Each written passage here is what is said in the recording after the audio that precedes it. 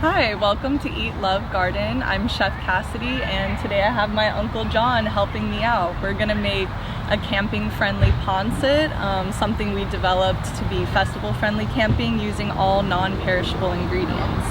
So in the pancit, we're gonna use these dehydrated shiitake mushrooms, and then we're gonna use onions, garlic, and ginger because this stuff lasts really well even when it's not in a cooler. It can usually last, if you keep it in like a dark box or something, for about 2 weeks. So we're gonna first start by rehydrating our mushrooms and our vermicelli noodles. So I have about 5 bundles here and we're just gonna do this all together. And this is about 8 ounces of shiitake mushrooms. So usually, I think we're gonna do 4 bundles, but typically if I were making this at home, I would recommend you use hot water, but since we made this to be a festival friendly or camping friendly recipe, you can just use room temperature water, whatever you have.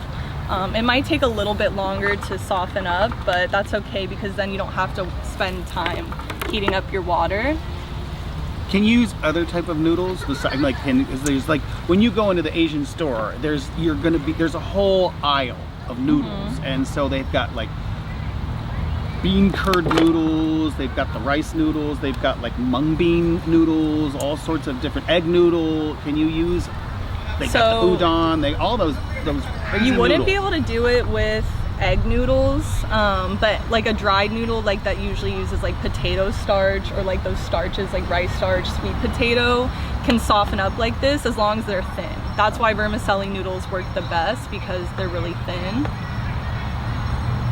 And then usually what we do is add in like a veggie soup mix as well, but that can be a little bit hard to find, so we usually order that ahead of time. It just has like dehydrated carrots. You should. What else is in it?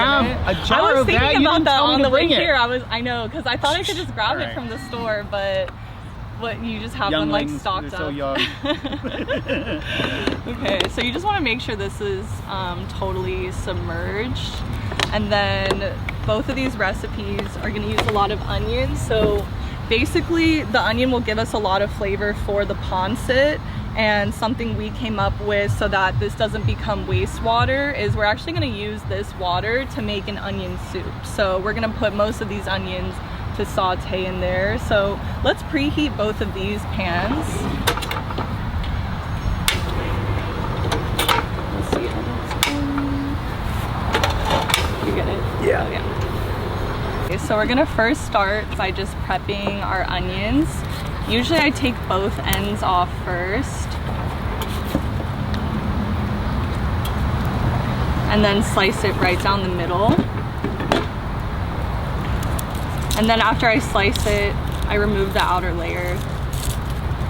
I know!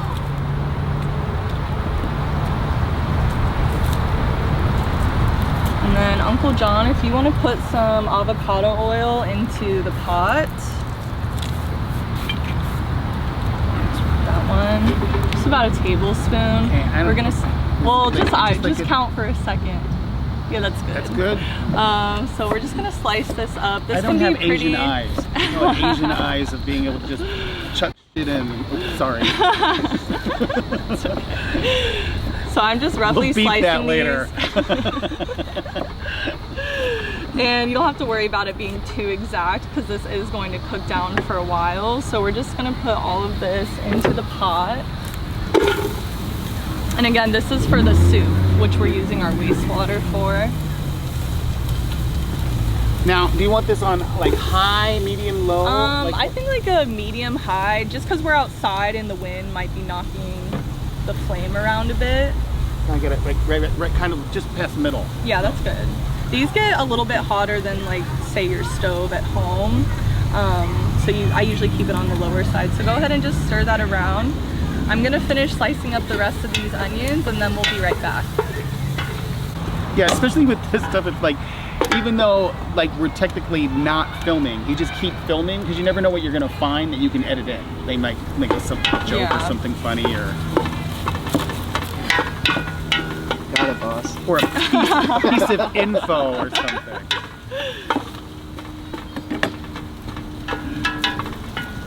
or at least with us. I don't know what you do with other people, but this is the way we do it. This is the half Filipino way.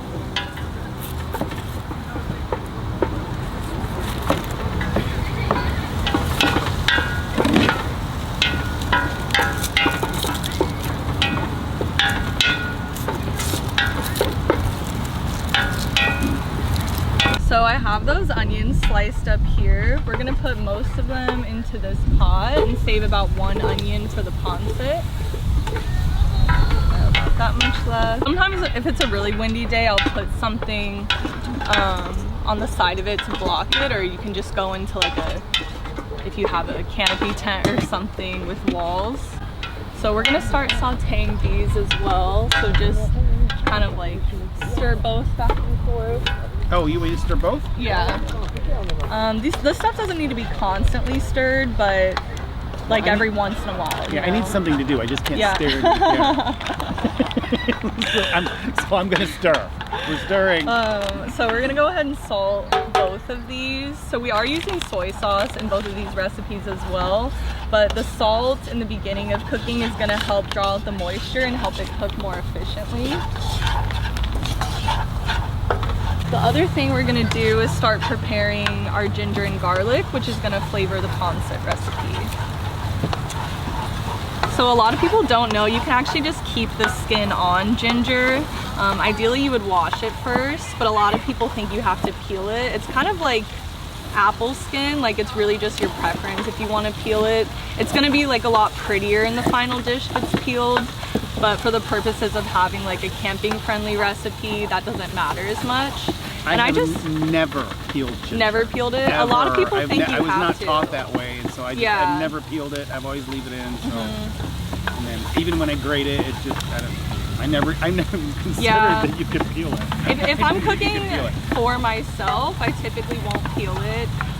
But if it's gonna be like raw ginger in like a sauce or something, and it's gonna show in the dish, I'll peel it. This is starting to stick. Should I add more oil? So you can go ahead and add a splash of water, just so it doesn't get too oily. And maybe turn the heat down a little.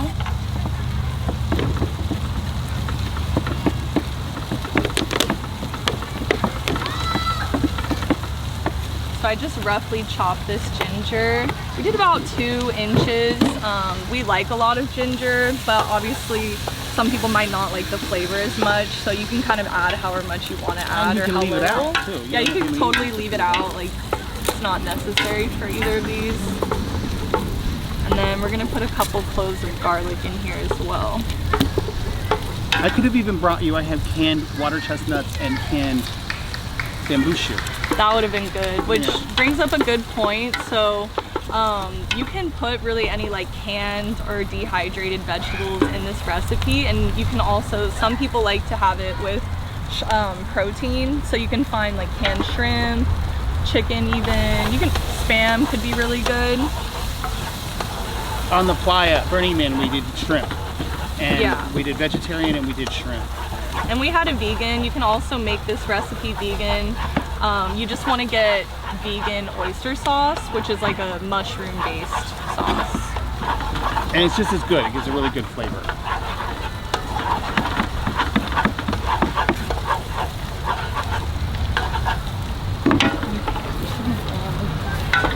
So basically, once the noodles are soft, they should be good to go into the stir-fry pot.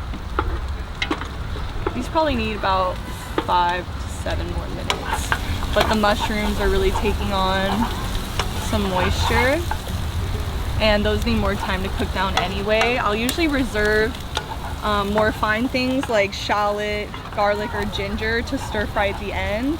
A lot of people with recipes, I find, like, which I'm curious to know, like, if you do this, if a recipe has onions and garlic, a lot of people just put them in together at the same time.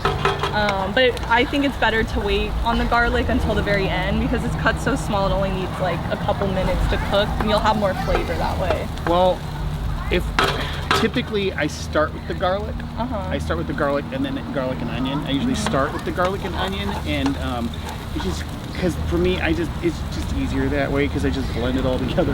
And I don't bother with the chopper. We don't chop. You know, Oh, you blend it. I put mine in okay. one of those little Cuisinarts, those mini Yeah. Cuisinarts, and we do that. I used to chop. It was too time consuming. Yeah. I don't have time for that. So Yeah, I mean, in that case, it doesn't make that much of a difference, but it's more about like the size of how things are broken up. So if the onion is like to a similar size, Yeah. it'll cook. well, if I want more onion crunch and I want the onion to stay more shape, or I want the garlic to have more flavor, then you put it in later. Yeah, So that's what I exactly. do. My question is always this: It's like- how do you know when the onions are done? I mean, like, you know, they can be overdone. I mean, like, do you wait till they're see-through, or you just wait till they're a little floppy, or like, how do you know?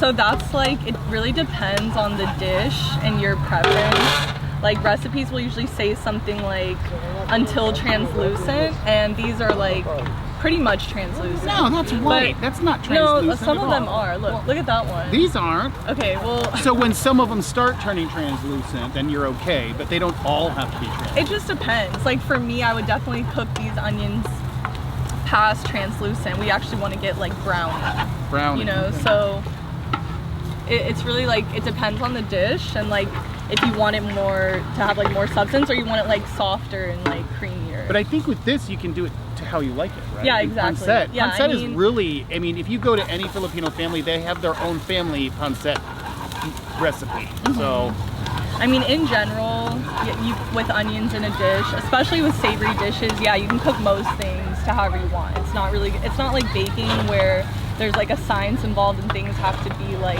completely lined up recipe-wise. You can really, if you like less cooked onions, you don't have to cook it as long until translucent or till caramelized, you know? It's really like up to a personal preference. So the original recipe I learned to make pancit was from my grandpa or your dad. We put the garlic in first and then completely pulled it out of the dish. So my like, grandpa, you know your dad. I'm like, because I was confused Well, 'cause there. it's like- I wasn't sure who she was talking because about. whenever you It talk could have about like been- it could have been- grandma or it like could have been your mom, dad's you always grandpa, clarify. though. Yeah, Exactly. because it could have been the other one, So, but they're not Filipino. point being, we I cooked kind of knew she was talking about. we cooked whole cloves of garlic in oil, like a couple tablespoons of oil, until the garlic was completely brown. So we didn't chop it all, took it out, and then used the garlic oil for the rest of the cooking.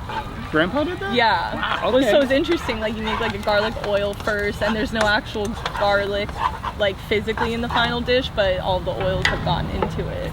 And that's why it tastes so good. Obviously I wouldn't recommend that for like this specific application, because like we're doing everything outside, and it's just another step and then you have more waste. So while we're waiting for the rest of this stuff to caramelize, I wanted to ask you how you got into going to Burning Man, because we touched on it a couple of times, but we originally developed this recipe for our Burning Man camp, not just to eat, but to teach other people how to cook on the playa. I've been teaching cooking classes for a long time in my career, but my uncle gave me the idea to do something that was like using just completely non-perishable ingredients, and that was actually a little bit of a challenge for me. Usually when I make pancit, I get like all the fresh vegetables I can find, or like just whatever you have, and it really is like usually like a more colorful dish with all the vegetables. But it also changed my thinking about not just like cooking this, but when I go camping now, I actually really prefer to do like all non-perishable foods, just so you don't have like the responsibility you or have to the worry about risk refrigeration. of You don't have to coolers. worry. Yeah, you don't. Yeah, it's coolers. That's the problem right there. And at Burning Man, there's no electricity. You have to bring everything in and then cart everything out, and you're there for a week or more. I'm usually there for 2 weeks, and so you have to figure out how to do that. And you can get, like with the noodles and stuff like that, when you get some of these things, you can fit everything in like one bin. I mean, it takes up very little space when you get your sauces and everything like that, and you just bring some, vegetables and things that you can either rehydrate, like the mushrooms. Onions are real easy, potatoes, carrots, things like that. You can get stuff that doesn't necessarily require refrigeration, and you can work with that. So we're gonna start stir frying in the mushrooms as well, because they've absorbed a lot of water, so we want to give them time to now like cook out the water and get a good texture. Yeah, so the way we usually pack our food for Burning Man, or even like camping in general, depending on how much stuff you're bringing, is we put everything in like a large crate, like all of your food ingredients. A black tote, you can get them at any of the big wholesale clubs. So these big black totes, so we just put them in that. And then I'll typically just use my cooler only to get ice to make like iced drinks. And then you don't have to worry about like, will my red bell pepper last until, you know, the end of the week when you want to make a certain recipe. So my uncle is a veteran burner. He's the one that got me interested in the idea of going so that we could go together. What was your first burn? Or how long have you been going? My first burn was 2005.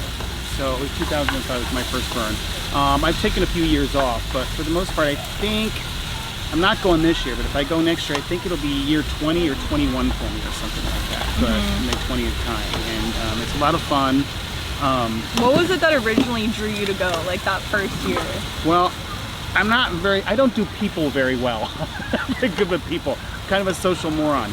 And I like creativity, I like self-expression, I like that. And so I saw a news, it was something on the news I think I saw, or maybe it was a small documentary or something on cable or something, back in like, I don't know, 1995, because I know it was 10 years before I finally made it to Burning Man, and I'd been wanting to go, but I was on the East Coast. And as soon as I moved to Los Angeles, when I moved in 2004, I was like, that's my goal. I need to get to Burning Man, because I needed to find my way in life. I really needed to figure out who I was, where, you know, who am I? And so I was like, I just felt I needed to go there. I needed to go there. I needed to go there. And it just was just this kind of like, it used to be more of a, even before I started going, it was more of more of an art festival. It was like where you wanted to be part of the art, where you just walking around was artistic and doing something artistic or something.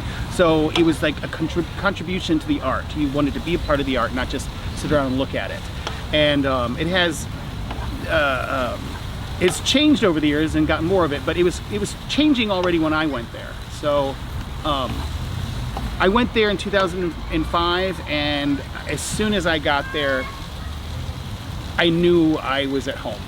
I knew I found my peeps, and so I just kept going back and back and back, and I keep going back. I've even tried to not go, and I end up going.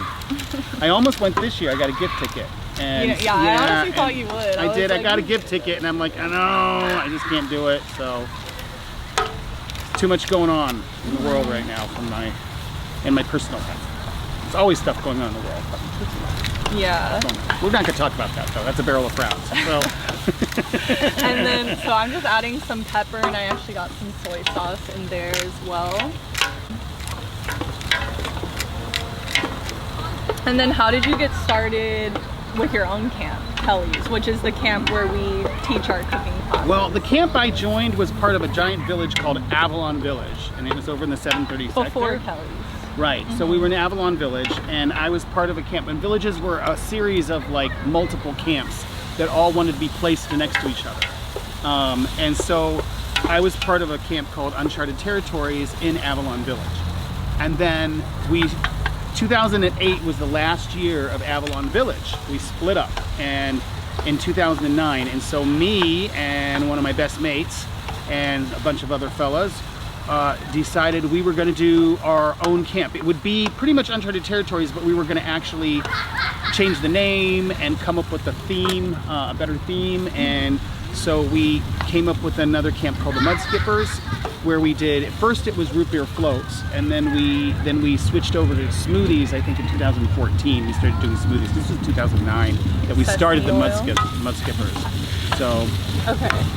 And then so that was the start of our first theme camp, and then the theme camp grew and grew and grew. We started with like 20 people, maybe 20, 30 people, and it grew and grew. By the time we got to 2017, it had become so successful that we had between 80 and 100 people. We had a food plan, which was just amazing. It's still one, I think, was still one of the best on the playa kitchen.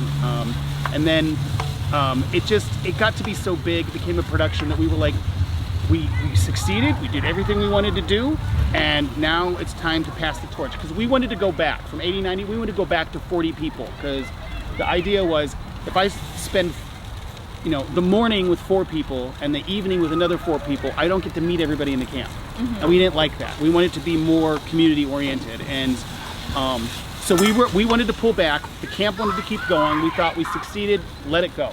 So we gave the camp up, and then we were going to start a new camp. But sadly, my partner in crime, my best mate, we started the Mud Skippers together. Sadly, he passed away in 2019 of brain cancer. So there was 2 years off for COVID, 2021, and so 2022 we brought a camp in with some of the main lead organizers of the Mud Skippers who had been with Uncharted Territories. The Mud Skippers had kind of done their own thing, but some of the original people from Uncharted Territories we started, and the original founders of the Mud Skippers, we started Kelly's. It was a tribute camp to my mate, and we all knew him, we all loved him. He had been burning, I think, since like 97 or something. He was there for a long time, 98, 99. He'd been going to Burning Man nonstop every year. So that was a great year, 2022, and that was your first year too, when we started that camp. And then, so now we that's the camp I'm with now. So, yeah, and this is what we do, is we do a lot of things, like, but the cooking, trying to teach a class. We try to teach at least one class on how to make yummy, delicious foods that don't require refrigeration. Usually they have an Asian flair to them. And then we also have a late night chocolate attack. We do drunk karaoke, which is that's like super fun. So, yeah, when you told me, like when we were trying to come up with ideas for our camp, you said that Kelly was really big on like making things amazing and fabulous, but for like a low budget. Very low budget, yeah. So he was good at that. Like stretching, yeah. He was able to, like, I mean, he was really good at making things look expensive, but they weren't. They were like from the dollar store, but he would like jazz it up. Like he did the jungle thing in the Mud Skippers, and it really looked like this wonderful jungle, and it was like brown paper bags from the grocery store that were twisted up, and then they looked like vines. Yeah. Things like that. It was but it really did look like vines. It really did look good. And it was literally just, you know, paper bags. So he had a great eye. He was a graphic designer. He had a really good eye for stuff like that. These are turning brown. So, but I think that's the soy sauce. Okay. Yeah, no, that's looking good. So yeah, I mean, in summary, that's how we came up with the concept of doing these classes. We talked about maybe doing like a cafe or like a restaurant and feeding people. Oh, this looks so good. I want to eat that. This is a big ball of noodles. Like, so good. But we came up with this idea of teaching people how to make their own food, and then we, you know, sit and enjoy and get to know each other afterwards, after the class. Yeah, it's more like after the class we just sit and eat, and it's about making, our whole camp is about making connections. So it's not a hugely popular camp because we can't have 500 people come for a cooking class, but it's more about connection, making connections and with people, and having like personal experiences as opposed to something that's more dramatic, like some of the dance parties and the sound camps. Ours is, you know, more of we love those too. Connection. Yeah, we make those too. Okay, so this is looking good. A lot of the moisture has gotten back out of the mushrooms, and we're gonna add in the ginger and garlic. And the noodles are softened up, so we're gonna go ahead and strain these into here. But first, what you want to do with vermicelli noodles is cut them short, and it's just easy to do this with scissors. This way you can actually like stir fry, and we can get the sauces and the seasoning into the noodles. Now why did you put this in here? Well, that was just a mistake, because that one will just be crispy. Really yeah, go ahead and try it. It doesn't have the oyster sauce yet though. I don't care. Soy sauce. You need a snack? The spoon's over there. I'm gonna grab them. Take a break. So I'm just gonna strain these noodles through here in a sieve. My mouth is watering. I really want to eat a ball of noodles. And what's cool about this liquid, since we rehydrated the mushrooms in here, it's gonna give it a little bit of flavor, which is perfect for our soup. It's almost become like a mushroom broth. Oh, so good. So we can go ahead and add the noodles, and I'm gonna add some sesame oil for flavor. And a good amount of this, because it's really gonna give it a lot of flavor.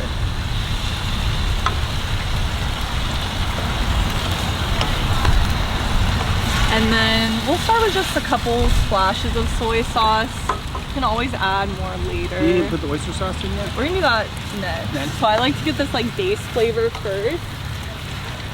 In terms of vegetables, you can add peas, you can add corn, you can add just about any vegetable. You can put green beans, like green beans in this before. Green beans are great in this. So this is oyster sauce. We're gonna add about 4 tablespoons. And that was 4 bundles. Once we get that incorporated, we can taste it and see if we want to add more seasoning of anything. I would definitely add more pepper, so if you want to crack in that pepper. And I'm gonna add this mushroom broth that we use for our noodles and the mushrooms into here for our soup. And you can see that resembles like the onion soup you would get at a Japanese restaurant, or even just like a really light French onion soup. Like a clear onion soup. Yeah, clear onion soup. And then once the water and the onions marry a little bit, we'll season that with soy sauce as well, and probably some pepper.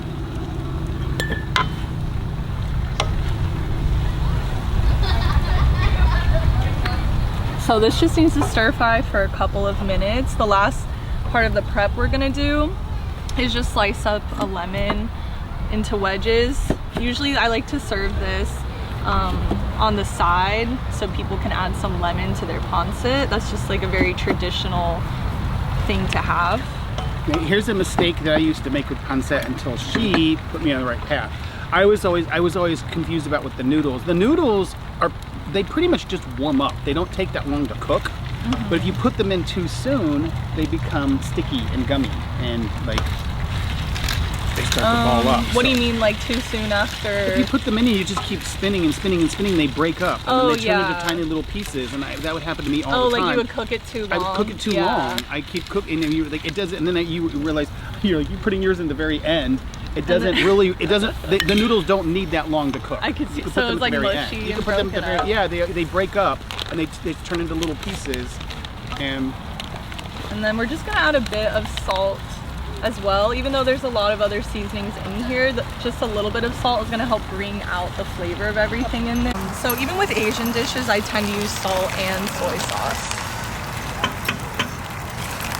Is this one still on? Oh yeah.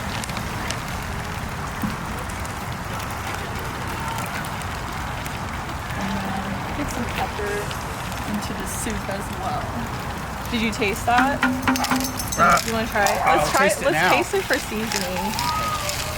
Well, you're more fussy than I am. I'm telling you, I'm gonna love it because I like what I already ate. That tasted really good, and it didn't even have the oyster sauce in it. Right. So.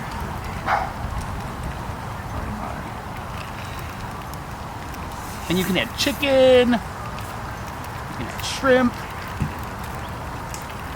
I've never made it with beef. I think it's good. I've never made pancit with beef. Can you make it? Yeah, you definitely could. The way I learned that Grandpa showed me was with pork belly. So we can turn the heat off on this. Yeah, pork is probably the #1 meat. And then go ahead and taste the soup as well. This we haven't seasoned yet.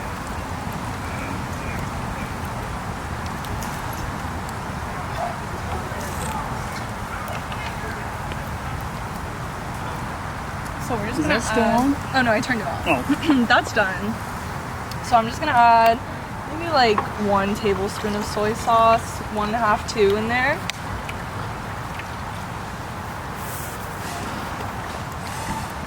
And then a little bit more salt. About 1/2 tablespoon.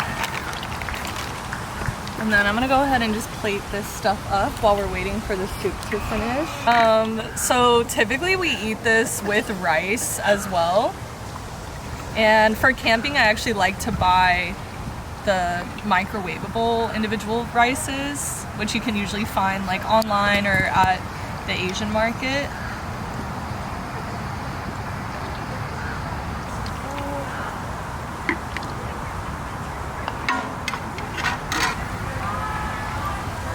So we have our finished pancit and clear onion soup here. And like I said, you can usually serve this with rice if you want.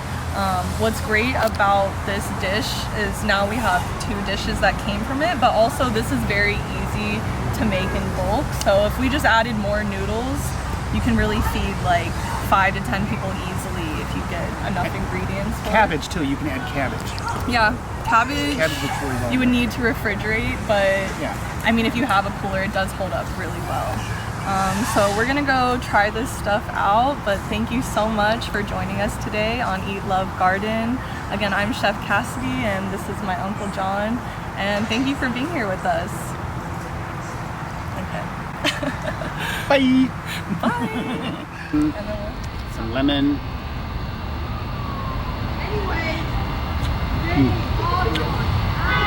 I actually don't mind it with just the mushrooms.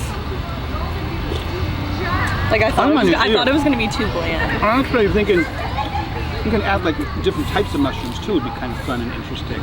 You know, like some straw mushrooms and then. And I hope you can take some of the stuff you learned today with you the next time you go camping, or if you are going out to Burning Man this year sometime in the future. Or I also love using this for other camping festivals. Yeah, if you're going to Burning Man 2027, look for Kelly's and come say hello. Thank you.